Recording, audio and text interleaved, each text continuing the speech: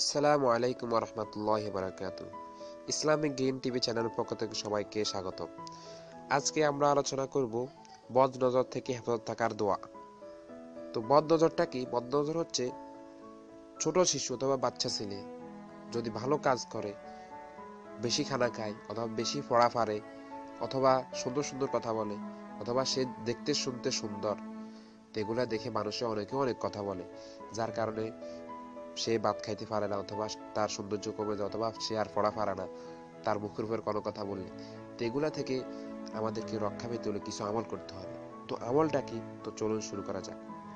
বিসমিল্লাহির রহমানির রহিম। হযরত হাসান বসরি রহমাতুল্লাহি আলাইহি বলেন, নিম্নে বর্ণিত আয়াতটি পড়ে যদি কোনো বাচ্চার উপর দম করা হয় অর্থাৎ ফু দেওয়া হয় তাহলে বদনজর থেকে নিরাপদ থাকবে।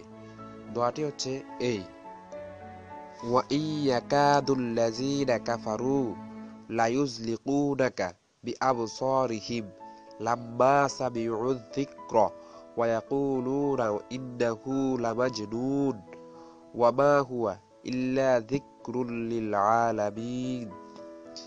আমি আপনাদের বোঝানোর জন্য আরেকবার বলতেছি। وَإِنْ يَكَادُ الَّذِينَ كَفَرُوا لَيُزْلِقُونَكَ بِأَبْصَارِهِمْ لما سمعوا الذكر ويقولون إنه لمجنون وما هو إلا ذكر للعالمين।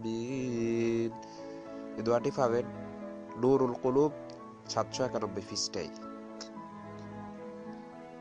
আসসালাম সকল বন্ধুদেরকে বলতেছি, আমাদের চ্যানেলের যারা এই ভিডিওটি দেখছেন অবশ্যই আমাদের নতুন নতুন দোয়া এবং ওজিফা পেতে এবং বিভিন্ন মাসলা মাসাইল জানতে আমাদের চ্যানেলটি সাবস্ক্রাইব করে নোটিফিকেশন অন করে রাখবেন এবং ভিডিওটি ভালো লাগলে লাইক করবেন এবং শেয়ার করবেন বন্ধুদের মাঝে, যাতে ওনারাও এর উপর আমল করতে পারে।